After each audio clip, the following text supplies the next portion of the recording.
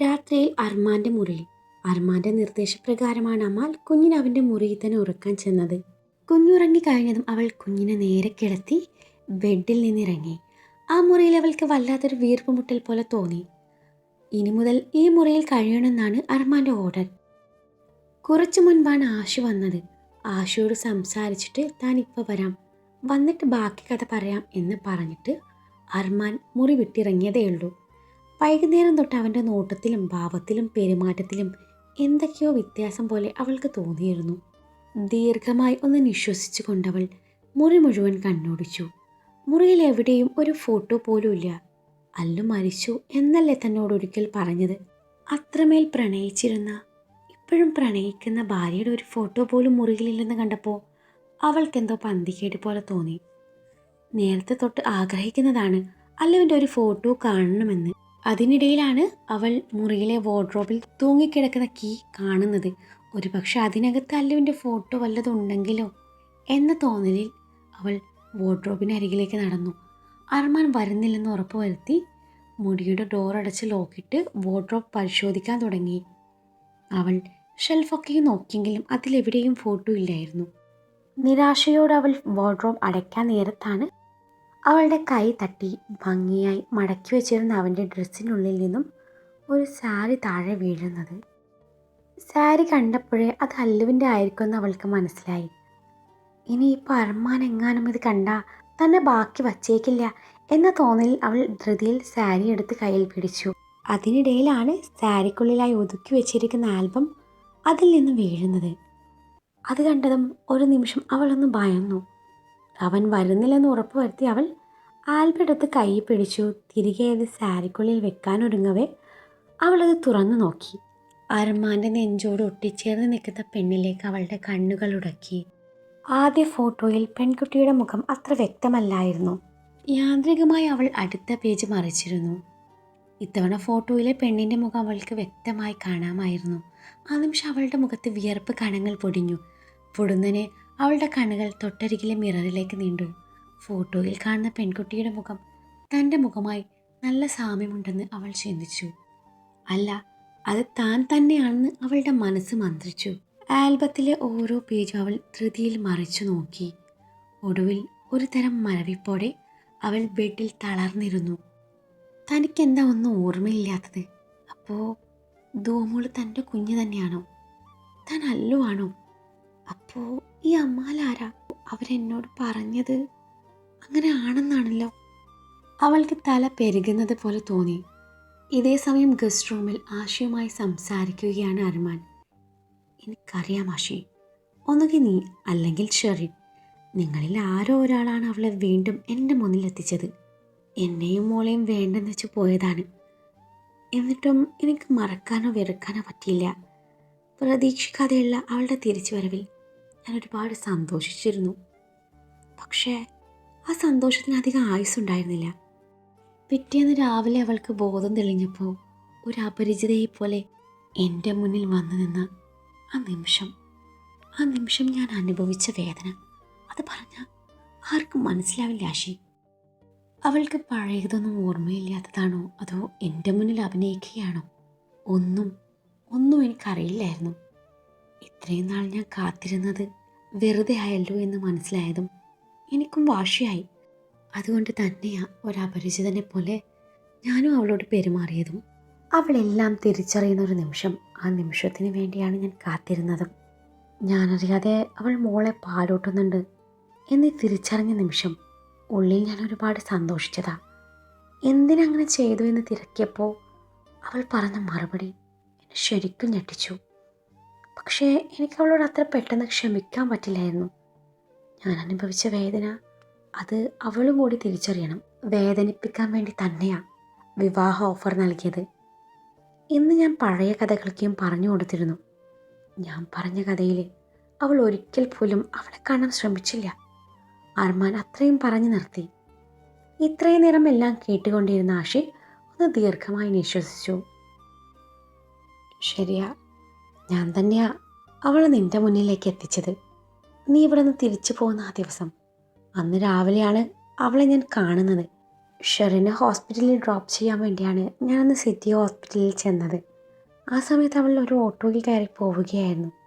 ഷെറിൻ കൂടെയുള്ളത് കൊണ്ട് എനിക്കന്നേരം ഒന്നും ചെയ്യാൻ പറ്റിയില്ല. പിന്നീട് എൻ്റെ നിർദ്ദേശപ്രകാരം നമ്മുടെ പിള്ളേർ അവളെ ഫോളോ ചെയ്ത് നിൻ്റെ മുന്നിൽ എത്തിക്കുകയായിരുന്നു. അർമാൻ ഒന്ന് അമർത്തി മൂളി. എടാ, നിനക്കവളോട് കാര്യങ്ങളൊക്കെയും തുറന്ന് ചോദിച്ചൂടെ? അവൾ പറഞ്ഞ ആ ചരകസി അതൊന്ന് വിശദമായി ചോദിച്ചറിഞ്ഞാൽ എന്താ? എടാ, അത് വെറും കള്ളമാണെന്ന് അറിഞ്ഞൂടെ? മോൾക്ക് ഇപ്പോൾ 6 മാസം ആയതേ ഉള്ളൂ. പിന്നങ്ങനെ അവൾ വീണ്ടും അർമാൻ മുഷ്ടി ചുരുട്ടി പിടിച്ചു ദേഷ്യം നിയന്ത്രിച്ചുകൊണ്ട് പറഞ്ഞു. എന്നാൽ അവൾക്കൊന്നും ഓർമ്മയില്ല, അതായിരിക്കും നിന്നോട് അവൾ അങ്ങനെയൊക്കെ പെരുമാറുന്നത്. എനിക്കറിയില്ലടൊന്നു, പക്ഷെ ഞാൻ ചിലത് തീരുമാനിച്ചിട്ടുണ്ട്. ഇന്ന് ഞങ്ങളുടെ ആദ്യ രാത്രിയല്ലേ? അത് പറയുമ്പോൾ അവൻ്റെ മുഖത്ത് എന്തൊക്കെയോ ഭാവങ്ങൾ വിരിയുന്നത് ആഷി ശ്രദ്ധിച്ചിരുന്നു. അമൻ, നീ അവളെ... ആഷി എന്തോ പറയാൻ ശ്രമിച്ചു. ആഷി, വേണ്ട, നീ എന്താണ് പറയാൻ പോകുന്നതെന്ന് എനിക്കറിയാം. ഒരു ചെറിയൊരു ഡോസ്, അത്രയേ ഉള്ളൂ. അമൻ, നീ... എടാ, എനിക്കവളങ്ങനെ വേദനിപ്പിക്കാൻ പറ്റുമോ? എൻ്റെ പ്രാണനല്ലേ? നീ പോയി സമാധാനമായി കിടന്നുറങ്ങ്. അർമാൻ പറഞ്ഞതും ആഷി മറുത്തൊന്നും പറയാതെ താൻ പോവാണെന്നും പറഞ്ഞ് പുറത്തേക്ക് നടന്നു. ആഷി പോയതും അർമാൻ തൻ്റെ മുറി ലക്ഷ്യം വെച്ച് നടന്നു. ഇതേസമയം മുറിയിൽ അമാലിൻ്റെ മനസ്സ് ആകെ അസ്വസ്ഥമായിരുന്നു. ഉത്തരം കിട്ടാത്ത ഒരുപാട് ചോദ്യങ്ങൾ അവളുടെ മനസ്സിനെ മുറിവേൽപ്പിക്കാൻ തുടങ്ങി. ഒപ്പം അർമാൻ പറഞ്ഞ കഥയിലെ അല്ലു താനാണെന്ന തിരിച്ചറിവിൽ അവളുടെ ഹൃദയത്തിൻ്റെ കോണിൽ എവിടെയോ തണുപ്പ് പടർന്നു. ഒപ്പം ധൂമോൾ താൻ പ്രസവിച്ച കുഞ്ഞാണെന്ന് അറിഞ്ഞതിൻ്റെ സന്തോഷവും. ആ നിമിഷം അവളുടെ കണ്ണുകൾ തൊട്ടിലിൽ കിടക്കുന്ന തൻ്റെ കുഞ്ഞിലേക്ക് നീണ്ടു. കുഞ്ഞിനെ മാറോട് അടുപ്പിച്ചു കുഞ്ഞിൻ്റെ മുഖത്ത് ആകമാനം ചുംബനം കൊണ്ട് മൂടുമ്പോൾ അവളുടെ കണ്ണുകൾ നിറഞ്ഞു തൂവി. അപ്പോഴേക്കും മറ്റൊരു കുഞ്ഞിൻ്റെ കരച്ചിൽ അവളുടെ കാതിൽ മുഴങ്ങുന്നുണ്ടായിരുന്നു. താൻ വാടക ഗർഭത്തിലൂടെ പ്രസവിച്ചതാണെന്നും പറഞ്ഞും പാലൂട്ടിയ കുഞ്ഞ്. ആ കുഞ്ഞ് ഏതാണ്? അപ്പോൾ അവരെന്നോട് പറഞ്ഞതൊക്കെയും എല്ലാം നുണയായിരുന്നു. ഞാൻ എങ്ങനെ അവിടെ എത്തി? ഞാൻ എന്തിനാ സാറിനെ അല്ല എൻ്റെ പ്രിൻസിനെ ഉപേക്ഷിച്ചത്? ഇനിയിപ്പോൾ അത് താൻ തന്നെയല്ലേ? തൻ്റെ ടിൻ സിസ്റ്റർ വല്ലതായിരിക്കുമോ? എൻ്റെ റബ്ബേ, എനിക്കൊന്നും മനസ്സിലാവുന്നില്ലല്ലോ, അവൾ സ്വയമേ ചോദിച്ചു. പിന്നെ അവളുടെ കണ്ണുകൾ നിറഞ്ഞു തൂവി. എന്തോ ഓർമ്മ വന്നതോ അവൾ എഴുന്നേറ്റ് കണ്ണാടിക്ക് മുന്നിൽ വന്ന് നിന്ന് തൻ്റെ കഴുത്തിലെ ഇടതുവശത്തിലെ മറുകിലൂടെ വിരലോടിച്ചു. വീണ്ടും അവൾ ആൽബം തുറന്നു നോക്കി. ആൽബത്തെ കാണുന്ന പെണ്ണിലെ ഓരോ ഫോട്ടോയായി അവൾ മറിച്ചു നോക്കി. മറ്റേണിറ്റി ഫോട്ടോഷൂട്ടിലെ റൊമാൻറ്റിക് ഫോട്ടോസിൽ അല്ലുവിൻ്റെ കഴുത്തിലെ ഇടതുവശത്തെ കറുത്ത മറുകി വ്യക്തമാണ്. അതിൽ നിന്ന് അവൾക്ക് ചിലത് മനസ്സിലായി. അവൾ പിന്നെയും ആൽബം മറിച്ചു നോക്കി. അല്ലുവിൻ്റെ നെറ്റിയിലും ചുണ്ടിലും വയറിലും ചുംബിക്കുന്ന അർമാൻ. അത് കാണവേ ഒരു നിമിഷം അവളുടെ ചുണ്ടിൽ പുഞ്ചിരി വിരിഞ്ഞു. ഇനി വരുന്ന കഥ ഞങ്ങളുടെ ആദ്യ രാത്രിയാ. അത്രയ്ക്കും മനോഹരമായിരുന്ന രാത്രിയായിരുന്നു അവൾ എനിക്ക് സമ്മാനിച്ചത്.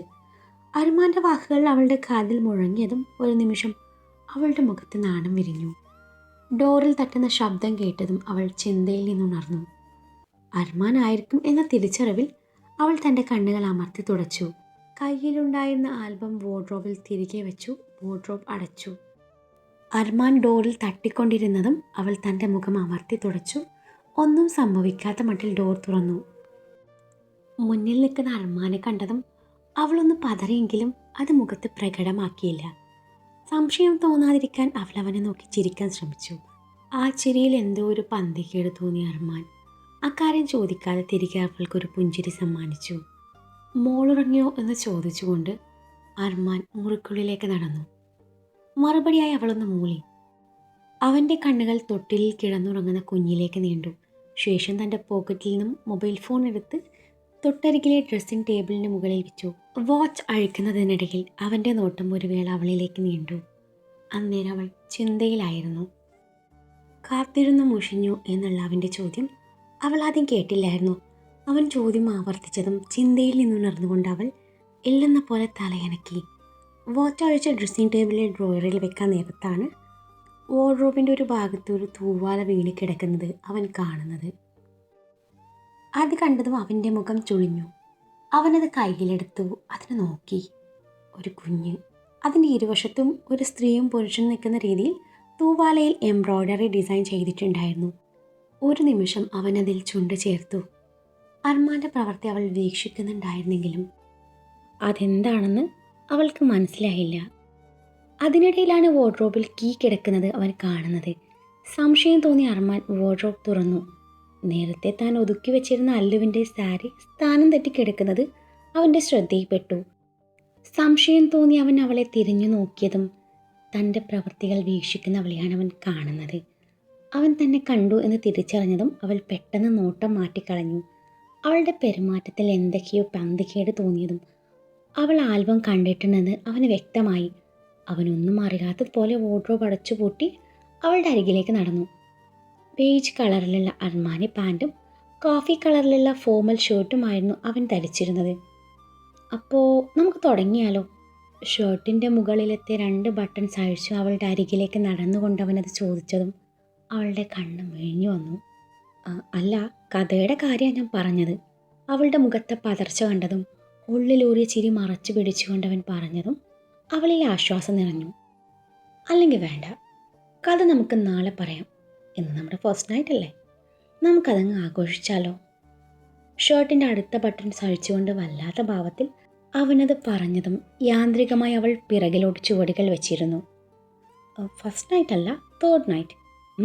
എന്നാ നമുക്കിന്ന് തേർഡ് നൈറ്റ് ആഘോഷിക്കാം. ഓ സോറി, തേർഡ് നൈറ്റ്. അതെനിക്കല്ലേ, തനിക്ക് ഫസ്റ്റ് നൈറ്റ് അല്ലേ അമ്മാൾ? വല്ലാത്തൊരു ഭാവത്തിൽ അവനത് പറഞ്ഞതും അവളൊരു തരം വിറയലോടെ അവനെ നോക്കി. എന്താ, അങ്ങനെയല്ല എന്നുണ്ടോ? എന്തായാലും എനിക്ക് ഈ രാത്രി ആഘോഷിക്കണം, അതും നിന്റെ കൂടെ. ഷർട്ട് പൂർണ്ണമായും അഴിച്ചു മാറ്റി സെറ്റിയിലേക്ക് വലിച്ചെറിഞ്ഞുകൊണ്ട് അവളുടെ അരികിലേക്ക് ചുവടുകൾ വെച്ചുകൊണ്ട് അവനത് പറഞ്ഞു. അവൻ്റെ നോട്ടവും ഭാവവും അവളിൽ ഭയമുണർത്തി.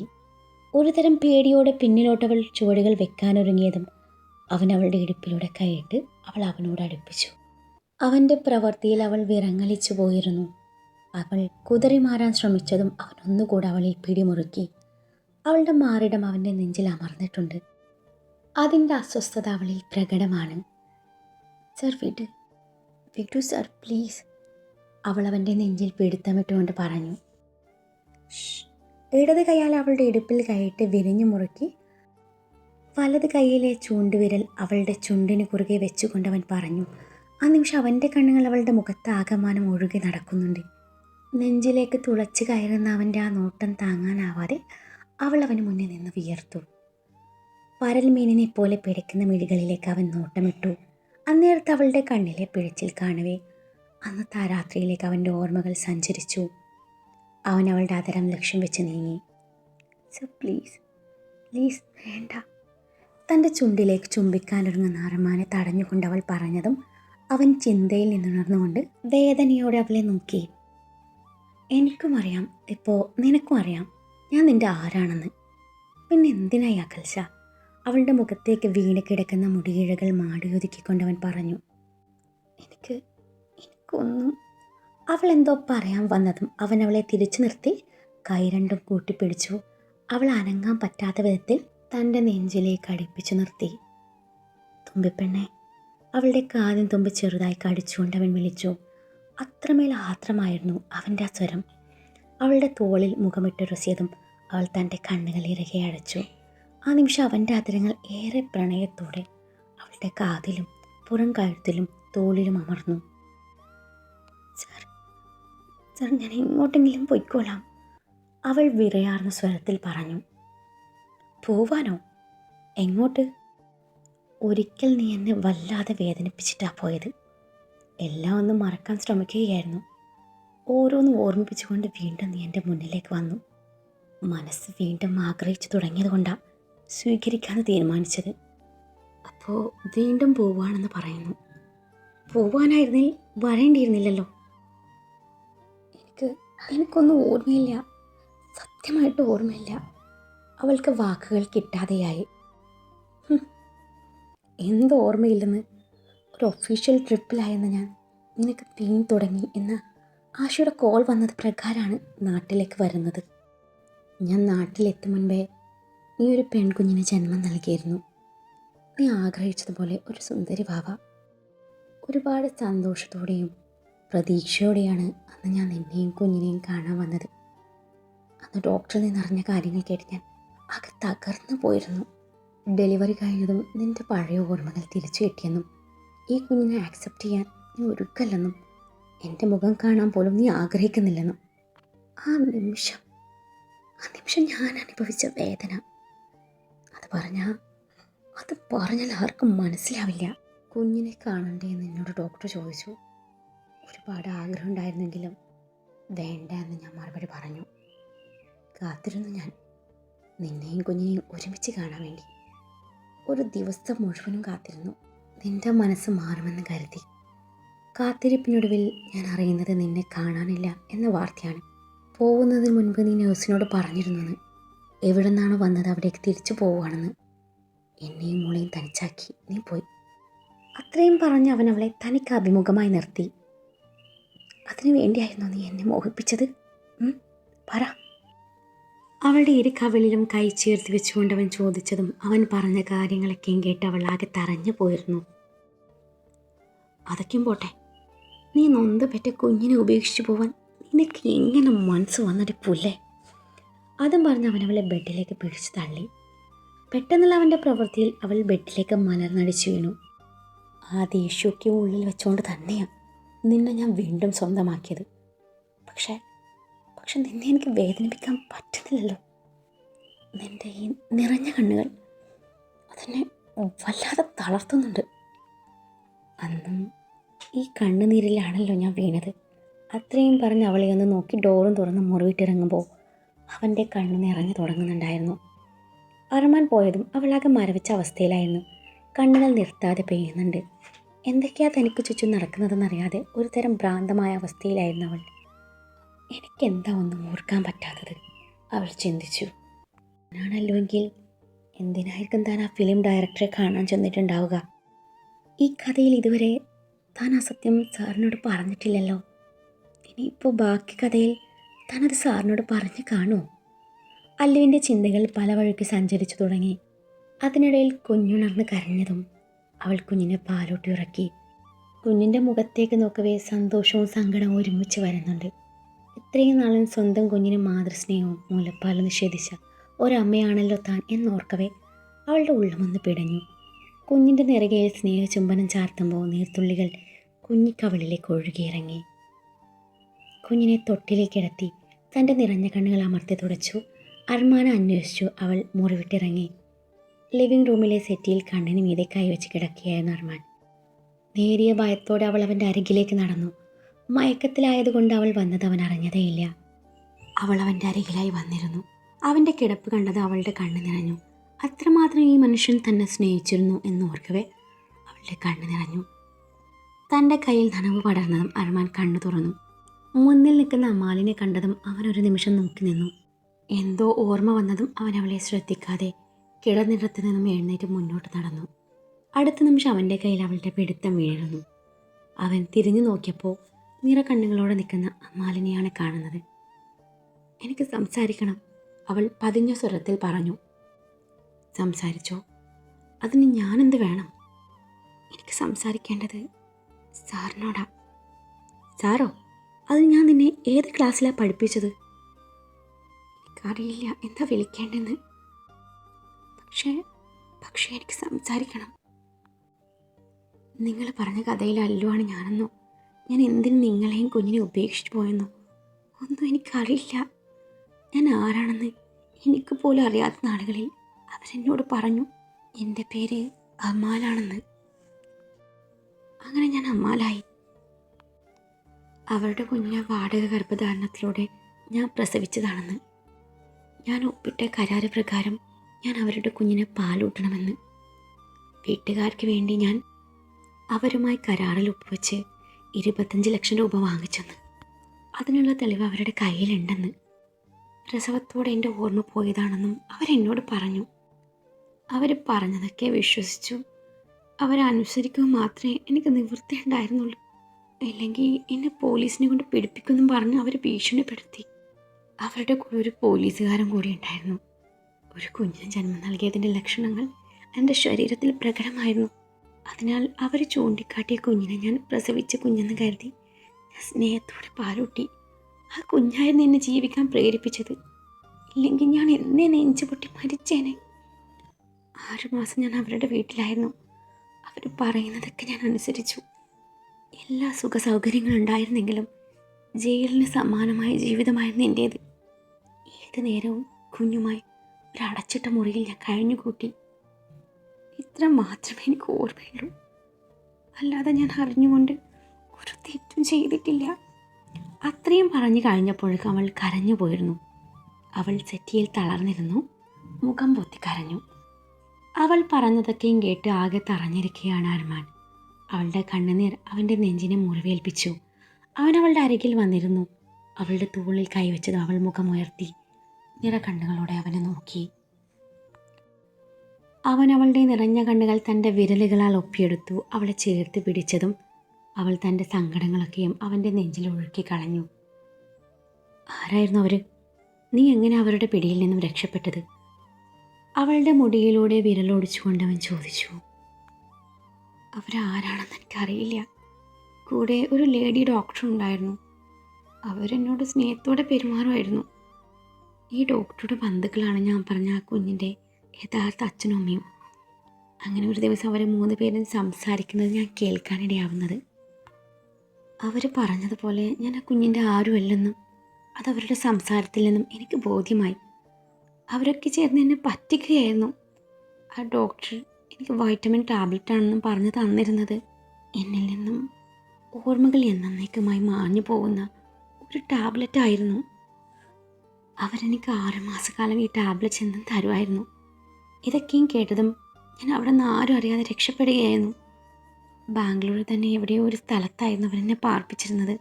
അവിടുത്തെ വീട്ടുജോലിക്കാരുടെ സഹായത്തോടെയാണ് ഞാൻ അവിടെ നിന്ന് രക്ഷപ്പെട്ട് ഇവിടെ എത്തിയത്. ഒരു പാവം സ്ത്രീ അവർ, റംല, അതായിരുന്നു അവരുടെ പേര്. റംലത്തയുടെ ഒരു ബന്ധു രഹന എന്ന സ്ത്രീ എനിക്കിവിടെ സഹായത്തിനെത്തി. അവരിവിടെ സിറ്റി ഹോസ്പിറ്റലിൽ നേഴ്സായി ജോലി ചെയ്യുന്നുണ്ട്. അവരുടെ നിർദ്ദേശപ്രകാരമാണ് അവിടെ ഞാനൊരു സൈക്കോളജിസ്റ്റിൻ്റെ അപ്പോയിൻമെൻ്റ് എടുത്തിരുന്നത്. അന്ന് ഡോക്ടർ ലീവായതിനാൽ 2 ദിവസം കഴിഞ്ഞ് വന്ന് കണ്ടോളാൻ പറഞ്ഞു. അന്ന് രാത്രിയാണ് എന്നെ ആരൊക്കെയോ ചേർന്ന് ഓടിക്കുന്നത്. അവരിൽ നിന്നും രക്ഷപ്പെടും വഴിയാണ് ഞാൻ നിങ്ങളുടെ വണ്ടിക്ക് മുന്നിൽ പെടുന്നത്. എനിക്ക് ഇത്ര മാത്രം അറിയുള്ളൂ, കൂടുതലൊന്നും എനിക്കറിയില്ല. അത്രയും പറഞ്ഞ് അവൾ അവൻ്റെ നെഞ്ചിൽ മുഖം പൊഴുത്തി കരഞ്ഞു. അവൻ്റെ കരങ്ങൾ അവളുടെ പുറമേനിയിൽ തലോടലായി പതിഞ്ഞു.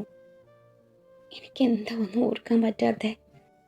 അവൻ്റെ നെഞ്ചിൽ തല ചായച്ചുകൊണ്ട് അവൾ ചോദിച്ചു. ഇങ്ങനെ കരയല്ലേ, നമുക്ക് നാളെ ഒരു ഡോക്ടറെ ചെന്ന് കാണാം, എല്ലാം ശരിയാവും. അവളുടെ ഇരു കവിളിലും കൈ ചേർത്ത് വെച്ചുകൊണ്ട് പറഞ്ഞു. അവൻ അവളെ സമാധാനിപ്പിച്ചു. തങ്ങളുടെ ബെഡ്റൂമിലേക്ക് കൊണ്ടുപോയി. മുറിയിലെത്തിയതും അർമാൻ അവളെയും കൊണ്ട് ബെഡിലേക്ക് ചാഞ്ഞു. അവൻ അവളുടെ നെറുകയിൽ ചുംബിച്ചതും അവൾ ആ ചുംബനം കണ്ണുമടച്ചു സ്വീകരിച്ചു. പിന്നീടുള്ള അവൻ്റെ നോട്ടവും സാമീപ്യവും അവളിൽ വിറയലുണ്ടാക്കി. എന്നാൽ ഞാൻ കഥ പറയട്ടെ? അവളുടെ മൂക്കിലൂടെ താഴേക്ക് വിരലോടിച്ചുകൊണ്ട് അവനത് ചോദിച്ചതും എന്ത് കഥ എന്ന പോലെ അവൾ അവനെ തന്നെ നോക്കി. നമ്മുടെ സെക്കൻഡ് നൈറ്റ് സ്റ്റോറിയുടെ കാര്യം ഞാൻ തിയറി മതിയോ അതോ പ്രാക്ടിക്കൽ വേണോ എന്നുള്ള അവൻ്റെ പറച്ചിലും നോട്ടവും ഒപ്പം അവൻ്റെ വിരൽ അവളുടെ മൂക്കിൽ നിന്നും താഴേക്കിഴഞ്ഞു നീങ്ങി ചുണ്ടിനെ താഴെക്കൊണ്ട് താടി വഴി താഴോട്ട് സഞ്ചരിച്ചു തുടങ്ങി. അവളുടെ ഹൃദയം എന്തിനെന്നറിയാതെ ഉച്ചത്തിൽ മിടിക്കാൻ തുടങ്ങി.